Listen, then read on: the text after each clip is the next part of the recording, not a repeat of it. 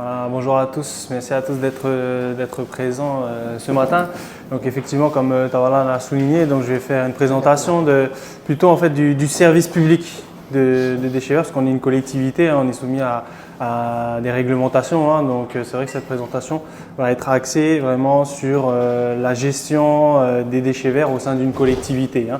Donc ma présentation va être déclinée en plusieurs points et une partie sur l'historique, donc depuis plus de 20 ans, sur l'ensemble en fait des investissements que l'on a menés jusqu'à présent, les investisseurs que l'on a sollicités et les différentes démarches que l'on a dû mener. Donc vous allez voir que la présentation sera assez cadencée au rythme des acquisitions que l'on a menées en fait tout au long de ces vingtaines d'années. Une partie sur le mode de fonctionnement actuel, le bilan des investissements réalisés et ensuite une partie sur le budget de fonctionnement.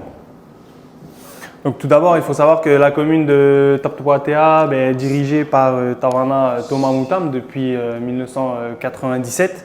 À cette époque-là, la commune est dépourvue en fait de services publics de ramassage des déchets verts. Donc en 1998, il décide justement de mettre en place un service de ramassage des ordures ménagères et des encombrants pour contribuer à la propreté de sa commune, à la salubrité publique également, parce qu'en fait l'absence de services publics engendrait des comportements, on va dire entre guillemets inciviques, puisque les gens déposaient leurs déchets un peu n'importe où, ce qui fait qu'on avait sur l'ensemble du territoire plein de petits problèmes.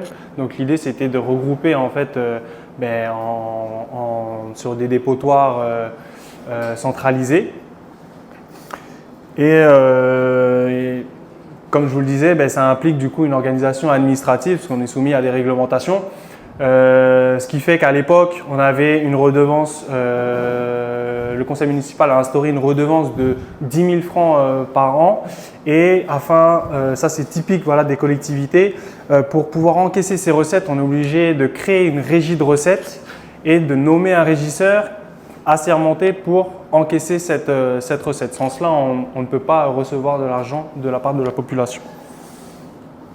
Sur le plan opérationnel, donc la commune de Riatea, que vous avez ici, divisée en fait en 3 communes, la commune de Tumara, la commune de Uturwa et la commune de Taptopoatea. Donc qui s'étend sur un linéaire d'environ 50 km tout le long de la route de ceinture. Donc la collecte à cette époque s'effectue 4 fois par semaine, le lundi, le mercredi et le vendredi pour les ordures ménagères et les déchets verts, et le mardi pour les encombrants. Donc sur l'ensemble de la commune de Taptopoatea qui elle dispose de 3 communes associées, la commune associée de Avera Faarwa, la commune de Opoa et de Pohine. En termes de moyens humains, on a 4 agents et un camion 9 mètres cubes nous permettant d'aller collecter les déchets verts. Donc à cette époque, on a du coup centralisé sur 2 sites de traitement, donc un dépotoir sur Faarwa qui est une zone agricole et un dépotoir sur Avera qui est côté mer, on le verra justement après. Alors le traitement à l'époque, on n'était pas très soucieux de l'environnement, donc les types de traitements retenus c'était l'incinération puis de l'enfouissement. Comment on fonctionnait? On faisait des casiers. On mettait tous les déchets dedans, on les incinérait la nuit, ça réduisait le volume, on enfouissait, puis en fait on fonctionnait comme ça en quinconce. Et évidemment, on a eu des plaintes des riverains, des associations, du coup ce qui nous a amené à fermer ces dépotoirs et à relocaliser sur un autre site. Donc voilà le site sur le site du dépotoir de Avera qui était côté mer, comme vous pouvez le voir, et on a rabattu ce site-là sur le côté montagne qui est dépourvu d'habitation. Ici, c'est le service technique de la commune. En 2004, alors réélu pour son second mandat, c'est à ce moment-là que Tawana justement a cette vision politique du retour à l'assiette, comment revaloriser tous ces déchets-là qu'on ramasse, pour justement indirectement que ça retourne en fait dans nos assiettes. C'est ce qui va le guider tout au long de sa politique pour justement entreprendre ces projets. Donc c'est à partir de ce moment-là qu'on fait la distinction, nous au sein de la commune, entre les déchets verts et les ordures ménagères. Donc on distingue sur le plan organisationnel, on a une équipe dédiée aux déchets verts et une équipe dédiée aux ordures ménagères. Donc à partir de ce moment-là, on a un changement du traitement, donc on ne fait plus de l'incinération ni de l'enfouissement, on va faire de la revalorisation donc par le processus de compostage. Ce processus de compostage nécessite de broyer les déchets, ce qui nécessite du coup de faire l'acquisition d'un broyeur. Et donc, la même année, on fait l'acquisition d'un broyeur qui a été financé en totalité par l'ADDC. Donc l'ADDC, c'est un dispositif financier en fait, qui a mis à disposition des communes. Donc DDC pour développement, délégation pour le développement des communes, qui est un outil du pays. Et donc ce broyeur a coûté donc 25,8 millions et a été financé en totalité par le territoire. L'acquisition de ce broyeur et le processus de compostage nécessitent aussi de bénéficier d'une surface adéquate. Donc il a fallu trouver un site au sein de la commune. Donc par chance, la commune dans les années 90 avait fait l'acquisition d'une parcelle de 6 hectares et donc sur laquelle on a pu implanter justement ce site de compostage, mettre un abri pour le broyeur. Là j'ai mis une petite warning, donc attention au tri des déchets. Parce que c'est vrai qu'à l'époque, le tri des déchets avec le verre, le fer, tout ça, c'était pas encore dans les mœurs. Et justement, quand on demandait à la population de déposer leurs déchets verts en bord de route, ils déposaient aussi bien des parpaings, des fer-tors et autres. Et donc, il a fallu justement mener une campagne de sensibilisation lors des campagnes de collecte des déchets verts. Donc une mise en place d'une dalle de compostage avec plusieurs casiers. Donc à l'époque, on mélangeait déjà le broyat des déchets verts avec la fiente de poule. Ce qui a permis justement l'émergence de projets agricoles, donc notamment par la mise en place d'une serre agricole pilote qui permettait à l'époque d'alimenter la cuisine centrale en produits maraîchers, qui a permis également plusieurs visites pédagogiques pour les écoles de Tapu et de Reatea en général. Donc ça a contribué justement à la sensibilisation des jeunes agriculteurs aux enjeux sanitaires et sociétaux. Également d'autres projets agricoles, les micro-exploitations familiales. Donc là, en fait, on venait apporter des compétences et des moyens en fait, aux familles pour que chacun puisse apporter ça dans son foyer. En 2006, on fait l'acquisition d'un broyeur tractable. Donc, ce qui permet en fait de broyer les déchets verts in situ lors de la collecte et ce qui permet justement d'optimiser en fait les allers-retours des camions entre les sites de collecte, les différents sites de collecte et la station de compostage. Donc ça, c'est un des gros avantages. L'inconvénient, c'est que ça met en danger le personnel justement qui est obligé de faire des opérations de manutention en bordure de chaussée. Parce qu'on ramasse uniquement nos déchets verts sur le bord de route de ceinture. Donc ce broyeur a coûté 10,7 millions. Il a été financé par le territoire au travers de la DDC à hauteur de 40%. Par la DETR, donc qui est un dispositif financier État, dotation des équipements des territoires ruraux à hauteur de 30% et la commune à hauteur de 30% également. Donc ce qu'il faut savoir, on en reparlera tout à l'heure, mais que les communes sont très dépendantes, la plupart des communes sont très dépendantes aux subventions État du pays et également au niveau des fonds européens. Alors là, on a la participation du pays et la participation de l'État. Voilà. C'est vrai que nous ici, l'ADEME également est présente, on l'a sollicité, nous communes de Tapu, on ne l'a pas sollicité énormément. On a 3 dispositifs financiers que l'on sollicite énormément, c'est l'ADDC, donc le pays, l'État au travers de la DTR et surtout le FIP, le Fonds intercommunal de péréquation également. Donc si je fais un petit récap, entre 2004 et 2009, on a donc une collecte 4 fois par semaine, lundi, mercredi, vendredi pour les ordures ménagères et les déchets verts, donc bien distingués, et le mardi, les encombrants. Sur l'ensemble du territoire de la commune, toujours 4 agents, donc un chauffeur et 3 manutentionnaires. On a 2 broyeurs, un qui est sur le site de la station, un qui est tractable, un camion 9 m3 et un tractopelle qui est affecté uniquement pour le traitement des déchets verts sur le site. Ensuite, en termes de structure, infrastructure, on a une dalle de compostage et un abri pour le broyeur. Sur l'organisation administrative, elle n'a pas changé. On a toujours une redevance à hauteur de 10 000 francs par an, régie de recettes et un régisseur. En 2009, comme je vous le disais, on est soumis à des réglementations. Là, on décide de se conformer à la réglementation. Donc, de créer un budget annexe pour les ordures ménagères et les déchets verts. Donc c'est une disposition qui est obligatoire pour les communes de plus de 10 000 habitants. Donc bien que la commune n'ait pas autant d'habitants, on est à peu près nous à 5 000 habitants, on a quand même fait le choix de créer ce budget annexe pour vraiment bien dissocier les dépenses qui sont allouées au service public des ordures ménagères et déchets verts du budget général. Voilà. Une modification également de l'organisation de la collecte.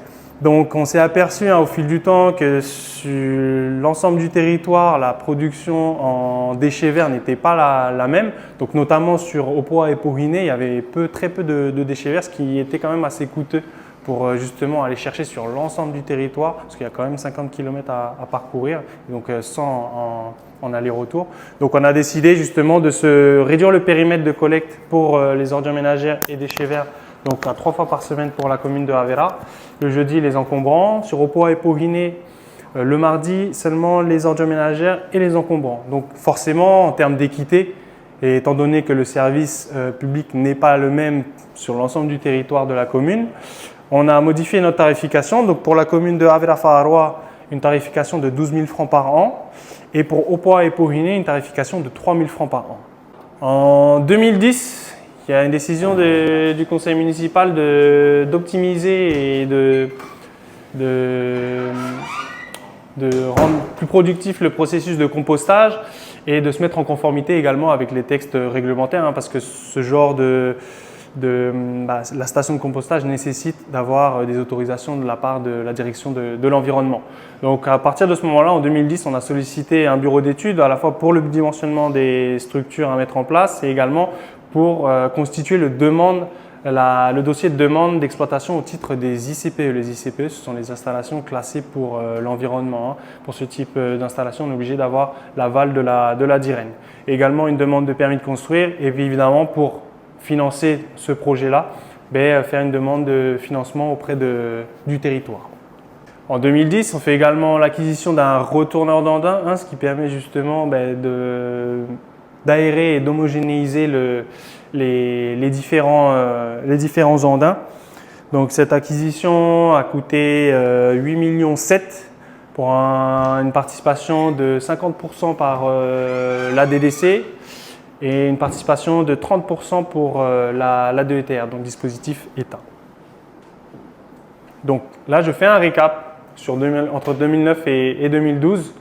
Donc on a un service de collecte à raison de 3 fois par semaine sur le territoire là, donc de Havera jusqu'à Faharoa.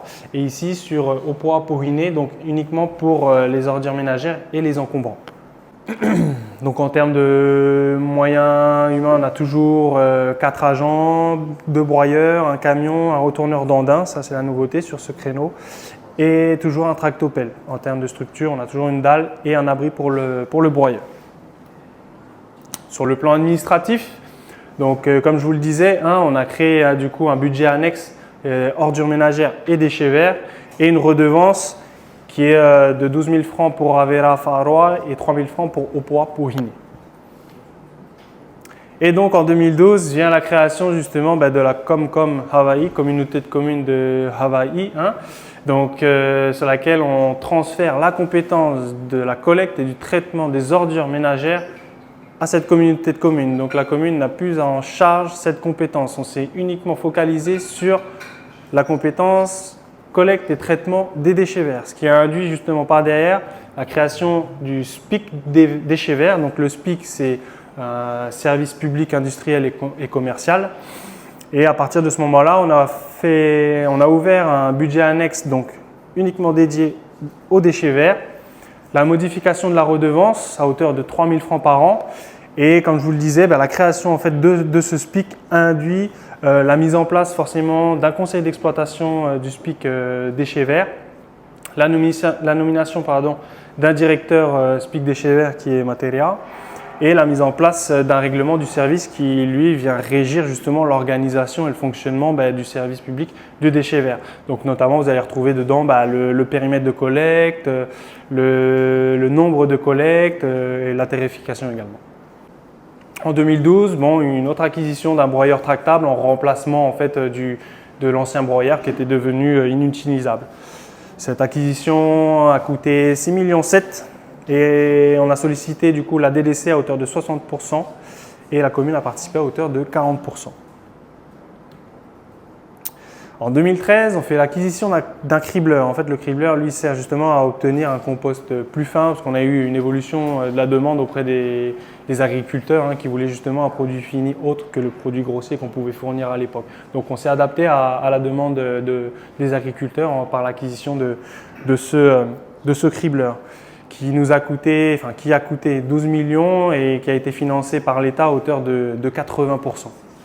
En 2014, comme je vous le disais, avec la vision de 2010 de pouvoir justement bénéficier et d'augmenter en fait le volume, la construction du hangar d'environ 800 mètres carrés, donc qui a nécessité le travail en amont justement 4 ans auparavant par la sollicitation des bureaux d'études pour le dimensionnement de cet ouvrage, l'autorisation d'exploiter au titre des ICPE, la dépôt de demande de PC et en 2011 le dépôt de dossier de demande de subvention auprès de la DDC. Alors ce hangar il permet justement de maîtriser la qualité du produit fini en protégeant justement la zone de production de compost parce que vous n'êtes plus assujetti aux aléas météorologiques, donc notamment la pluie parce que c'est un paramètre que l'on doit maîtriser justement pour avoir un compost de meilleure qualité. Donc ce hangar a coûté 48 millions de francs Pacifiques et on a fait intervenir la DDC à hauteur de 80% et la commune à hauteur de 20%. Ce qui a permis encore l'émergence d'autres projets, notamment là des projets pédagogiques. Donc en 2016, la mise en place de potagers pédagogiques au sein de l'ensemble des écoles de la commune de Top-Topoatea et des ateliers Cooking Class. Donc comme je vous le disais, la vision de 2004 de Tavana de ce retour à l'assiette, là on rentre dans le vif du sujet justement où pour pouvoir que cette vision soit pérenne dans le temps, on s'est justement focalisé sur les enfants pour pouvoir justement rééduquer la population. On a commencé par les enfants justement. Et donc là, on leur a permis justement de pouvoir réapprendre à planter puis transformer ce qu'ils avaient planté. Donc là, il y a également une partie éducative sur le volet éducation parce que les professeurs utilisaient également le potager pédagogique pour enseigner des matières telles que les mathématiques, la géographie pour savoir d'où venait telle ou telle plante. Donc c'est vraiment ce projet-là est venu se greffer plusieurs d'autres projets à la fois pédagogiques et scolaires. En 2018, on établit le PGDV. Donc le PGDV, qu'est-ce que c'est? C'est un plan de gestion des déchets verts. Donc l'objectif en fait de ce PGDV, c'est de disposer d'un retour critique sur l'organisation de la gestion des déchets verts, d'identifier les pistes choisir les pistes d'optimisation et de retenir un scénario futur en matière de gestion des déchets verts. Alors l'établissement de ce PGDV n'a pas été spontané au sein de la commune. Comme je vous l'ai dit, on est dépendant des subventions et les organismes de subvention, les bailleurs de fonds, étaient beaucoup plus exigeants sur les pièces constitutives des dossiers de demande de subvention. Et donc, en fait, c'était une pièce nécessaire pour toutes les futures demandes de subvention. Donc, c'est dans ce cadre-là qu'on a été amené à établir ce PGDV. Donc les conclusions de ce PGDV, c'est qu'il a constaté qu'il y avait des matériels et des engins très vétustes qui étaient à renouveler, une tarification à redéfinir, on en parlera à la fin de la présentation lors du budget de fonctionnement. Une option, éventuellement la solution de faire l'acquisition d'un camion grappin pour récupérer les déchets verts. Une amélioration de la gestion des déchets bruts en attente de broyage, donc par la réalisation d'une dalle bétonnée, et éventuellement l'accueil des déchets verts des communes voisines.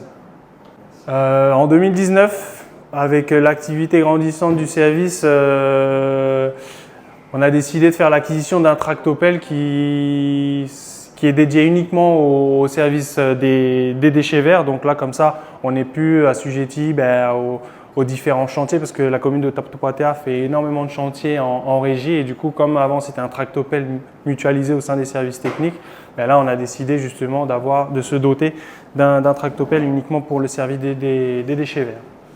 Cette acquisition a coûté 15 millions de francs, donc on a fait intervenir la DDC à hauteur de 50% et le FIP à hauteur de 30%. En 2020, sur les préconisations du PGDV, on fait l'acquisition de ce camion grappin donc qui a coûté 37 millions. On a fait intervenir la DDC à hauteur de 50%, le FIP à hauteur de 30% et la commune qui a participé à hauteur de 20%. Alors aujourd'hui, c'est vrai que les avantages, c'est que les opérations de manutention qui sont en bord de route sont sécurisées. Donc il y a une protection des agents d'exploitation, mais le problème, le plus gros inconvénient, c'est que le temps de chargement est très important. Pour vous donner un ordre d'idée, lorsque nous on fait le ramassage, on le fait avec un case, tout, et les agents également. En une journée, on arrive à collecter l'ensemble des déchets verts sur le territoire, sur le périmètre de collecte. Avec le camion grappin, il nous faut à peu près 3-4 jours. Donc, en fait, le fait de piloter le grappin, de venir charger, déjà on n'a pas la même quantité qui est ramassée à chaque fois et puis le bras est quand même assez long, quoi. Et donc, effectivement, cette acquisition n'a pas forcément été pertinente, en tout cas pour le service des déchets verts, parce qu'aujourd'hui, on est retourné à l'ancien système, donc c'est-à-dire ramassage avec le case qui va beaucoup plus rapide. Mais je vous rassure, le camion grappin, enfin en tout cas le grappin de ce camion, nous sert également pour les opérations de manutention, chargement des marchandises sur le quai, et également pour le service hydraulique pour les colonnes de forage. Émergence d'autres projets agricoles, le projet phare de Tarvana en 2020, du coup le projet Nono, donc, qui consistait en fait à mettre à disposition des parcelles communales par le biais de conventions, attribuer des lots en fait à des porteurs de projets pour la commercialisation du noni. Donc le principe c'était on préparait la parcelle agricole, on plantait les pieds de nono, on apportait le compost et on apporte toujours le compost pour ces parcelles-là. Et étant donné que ça a été commercialisé en fait à l'international, il y a eu cette ambition-là de vouloir justement, c'était très dans la mode aussi, de certifier, d'obtenir en fait le label bio. Et donc en 2022, on a fait intervenir un auditeur qui a certifié notre noni de Taptopatea. Et évidemment, il a dû analyser l'ensemble du processus. Et donc, il est passé par le processus de compostage de la commune et il a acté le fait que le compost de la commune est utilisable pour les agricultures bio. Donc, c'est le fait qu'il soit utilisable et que ce soit certifié. Ce n'est pas certifié bio, mais ce n'est pas nocif en tout cas à l'utilisation pour les parcelles qui sont certifiées bio. Et c'est un gros avantage pour Tarvana justement de mettre en avant le fait d'avoir recours à des engrais naturels plutôt qu'à des engrais chimiques. Donc en 2021, la construction d'une dalle bétonnée sur préconisation du PGDV, donc, ce qui permet justement un entreposage des déchets bruts sans risque d'emporter de gravats ou autres détritus pouvant endommager le broyeur. Cette dalle a coûté 31 millions de francs. On a fait intervenir l'EPI à hauteur de 30% et le FIP, Fonds intercommunal de péréquation, à hauteur de 50%. Donc si je fais un petit récap sur le plan opérationnel entre 2012 et 2022, donc on a une collecte sur Avera Faro à raison de 2 fois par semaine, donc le lundi et le jeudi. Donc pour vous donner un ordre d'idée, sur une collecte, on a environ 300 m3 de déchets bruts. Donc un petit récap entre 2012 et 2022. Donc une collecte, comme je vous le disais, centrée sur Avera Faro, le lundi et jeudi. Toujours 4 agents en matériel, un camion 9 m3 qui est vétuste. Le broyeur Marbac qui justement, ça fait 20 ans maintenant, qui est vétuste également. Retourneur d'andin, le broyeur Cobra, le cribleur, le tractopelle, un camion grappin. En termes d'infra et structure, on a un hangar de compostage, une dalle bétonnée et un abri pour le broyeur. Sur le plan administratif, Comme je disais, à partir de 2012, avec la création de la Comcom, on s'est centralisé sur le SPIC déchets verts. Donc un budget annexe déchets verts, un conseil d'exploitation, un directeur SPIC DV, un règlement de service et une redevance à hauteur de 3 000 francs par an en 2022. Suite au passage de l'accord territorial des comptes en 2021, la commune, ils nous ont fait des remarques justement sur la tarification du service public, qui a jugé justement que le budget était trop déséquilibré. Et donc le conseil municipal a décidé de revoir sa facturation sur 2 ans. Donc en 2022 à hauteur de 6 000 francs par an et en 2023 à hauteur de 10 000 francs par an. À partir de 2020, il y a eu des démarches de qualité qui ont commencé à s'installer au sein du service. Donc en 2020, la DAG est venue faire des analyses sur le compost, qui a montré que le compost était de bonne qualité. Et ils ont commencé aussi à former les agents d'exploitation. Ça nous a permis de mettre en place un schéma de production différent. En 2022, comme je vous le disais, le compost qui est utilisable en agriculture bio. Et également la mise en place, au travers des formations, la mise en place d'un suivi de température pour une meilleure maîtrise du procédé. Et que je vais expliquer juste là, justement. Donc, comme je vous le disais, mise en place d'un schéma de production différent. Donc là, on est sous le hangar, on a le compost. Donc voilà le schéma de production qui était avant la formation. Donc là, on avait un seul tas. Et là, on a justement plusieurs andins qui sont en fonction des collectes, ce qui permet justement d'avoir des andins qui sont beaucoup plus homogènes. Également un suivi des températures et des entrants, parce que on essaye de mettre de plus en plus de rigueur sur la traçabilité, sur le nombre de déchets entrants et de tout ce qui sort. Donc par la mise en place de ces petites fiches, donc où on voit justement les volumes qui sont collectés et le suivi des températures qui conditionnent justement le retournement des andins et puis l'aspersion des andins. Petit aparté, donc notre broyeur en Orbach est tombant souvent en panne. On a su que la direction de l'équipement avait un broyeur similaire qui eux aussi était en panne. Et du coup, on s'est dit qu'on allait leur demander à titre gracieux qu'ils nous le cèdent pour qu'on puisse l'utiliser en guise de pièces détachées pour réparer le nôtre, dans l'attente du nouveau broyeur qu'on avait commandé en 2021. Et donc en 2023, on fait la réception de ce tout nouveau broyeur, le broyeur Bandit, qui broie beaucoup plus de déchets verts. Donc pour vous donner un ordre d'idée, c'est qu'avant, avec l'ancien broyeur, on broyait tous les jours de collecte, donc 2 fois par semaine. Et avec ce broyeur, et on n'arrivait pas encore à traiter l'ensemble des déchets verts. Et avec ce broyeur, on broie à peu près 1 fois par mois, Donc il a coûté 50 millions.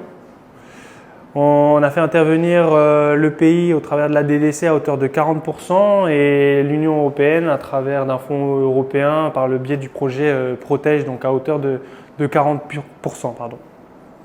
Donc le mode de fonctionnement actuel, c'est une collecte sur le périmètre de Avera Faraoa le lundi et le jeudi, toujours 4 agents, donc tous les moyens matériels que je vous ai présentés jusqu'ici, une dalle bétonnée, un hangar de compostage.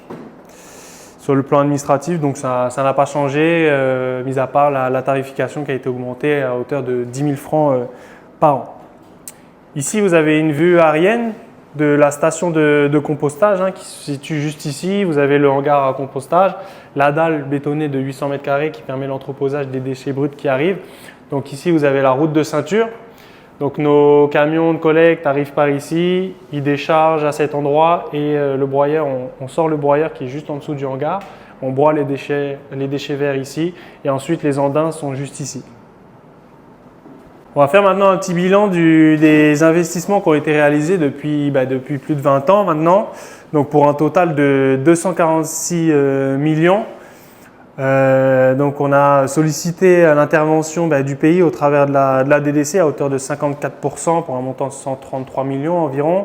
Le FIP, un fonds intercommunal de péréquation qui a un dispositif État-pays à hauteur de 13%.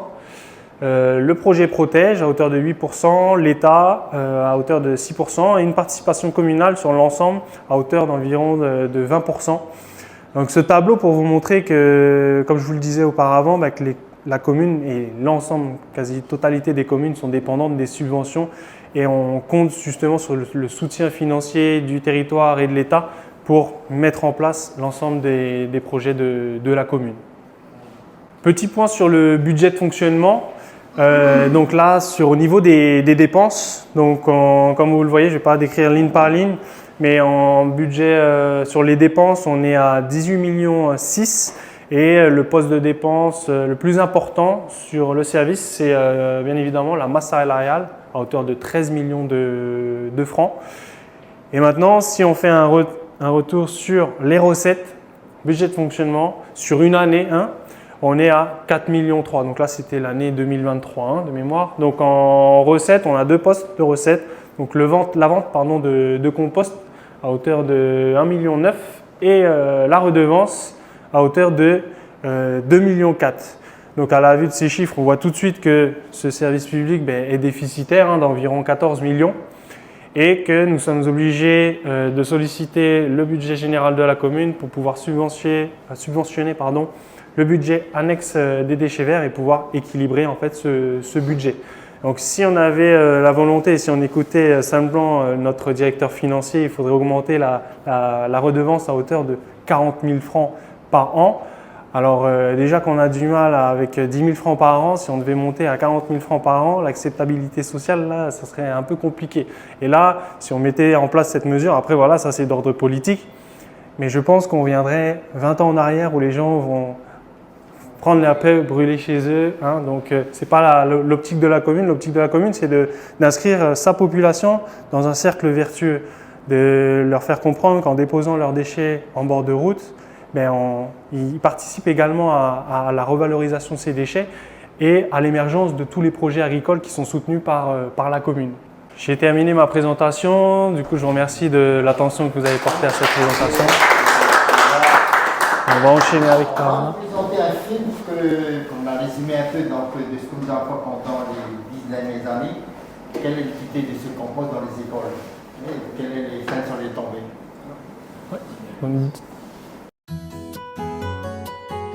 Depuis plus de 20 ans, notre commune dispose d'une station de compostage performante, permettant un traitement efficace des déchets végétaux et la production d'un compost de qualité.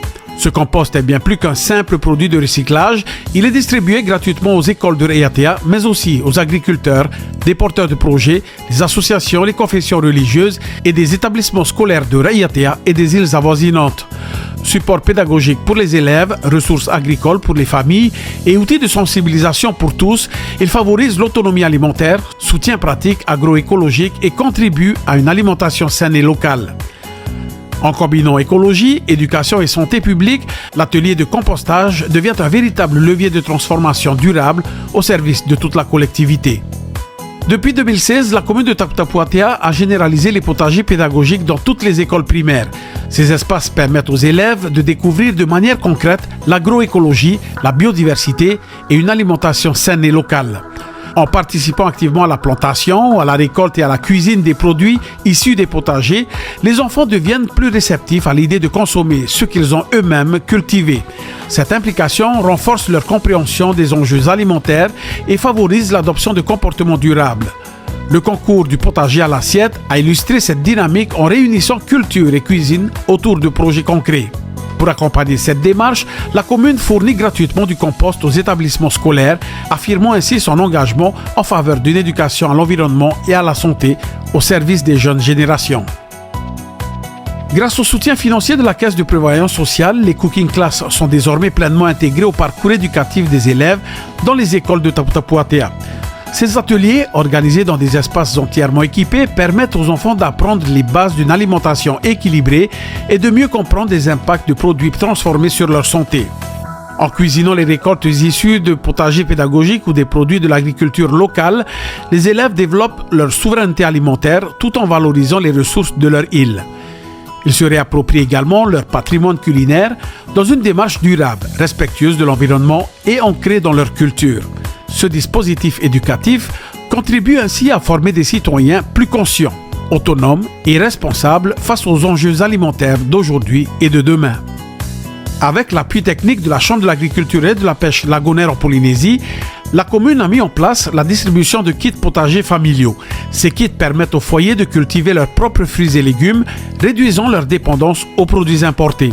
Ils soutiennent une alimentation plus saine, sans pesticides, et créent un lien direct avec la terre, favorisant à la fois le bien-être et la transmission des savoir-faire traditionnels. Destinée aux familles de Raiatea et des îles avoisinantes, cette action contribue à renforcer l'autonomie alimentaire dans une logique de résilience, de santé publique et de développement durable. La commune de Taputapuatea est pleinement engagée dans les dispositifs École en santé et Commune en santé, en partenariat avec la direction de la santé d'Uturoa. Ces programmes ont pour objectif de réduire les inégalités en matière de santé, de promouvoir de meilleurs comportements alimentaires et de préparer les citoyens dès leur plus jeune âge à adopter un mode de vie sain, équilibré et durable. Dans cette dynamique, la commune entend développer de nouvelles actions axées sur la pratique du sport et la prévention, telles que la mise en place de parcours de santé ou encore l'introduction d'activités physiques adaptées comme l'aquabike à destination des personnes en surpoids ou en situation d'obésité. Par cet engagement structurant, Taputapuatea affirme sa volonté d'investir dans un futur où le bien-être physique, mental et environnemental des générations actuelles et futures reste une priorité collective. En partenariat avec la direction de la santé, le Dr Bélier et les associations locales, la commune de Taputapuatea organise des ateliers culinaires à destination des familles. Ces séances pédagogiques permettent d'apprendre à cuisiner des recettes locales, saines, accessibles et adaptées aux habitudes du territoire. Au-delà de la transmission du savoir-faire, ces ateliers nécessitent un accompagnement structuré pour atteindre leur objectif principal. Encourager des comportements alimentaires équilibrés et durables avec un impact direct sur la santé des participants. Cette initiative s'inscrit dans une démarche collective de prévention, de sensibilisation et de renforcement des liens familiaux autour de l'alimentation. Elle constitue un levier exemplaire pour améliorer la santé des foyers de Taputapuatea tout en renforçant leur autonomie alimentaire. Un investissement stratégique au service du bien durable de la population. À Taputapuatea, nous avons fait le choix d'un développement cohérent et intégré, fondé sur des valeurs essentielles. L'éducation, la formation pratique, l'accompagnement des familles, la santé des populations, le respect de l'environnement et la souveraineté alimentaire. Les projets que vous venez de découvrir illustrent cet engagement profond porté par la commune avec le soutien des partenaires institutionnels et associatifs. Ils traduisent une volonté claire, agir localement pour transformer durablement le quotidien en formant les générations futures, en soutenant les familles dans leur autonomie et en créant les conditions d'un mieux vivre ensemble respectueux de notre Fénois. Mais pour aller plus loin, pour garantir la continuité et l'impact de ces actions, la commune a besoin d'un accompagnement structuré. Qui viendra soutenir cet élan? Quels services du pays s'engageront à nos côtés? Taputapuatea appelle aujourd'hui à la mise en place de conventions tripartites entre le pays, la commune et les associations. Ces partenariats sont essentiels pour mutualiser les moyens, comme vous l'avez vu, assurer le suivi des actions sur le long terme et garantir leur efficacité. Notre commune est prête à consolider, partager et étendre ces initiatives au bénéfice de toute la population.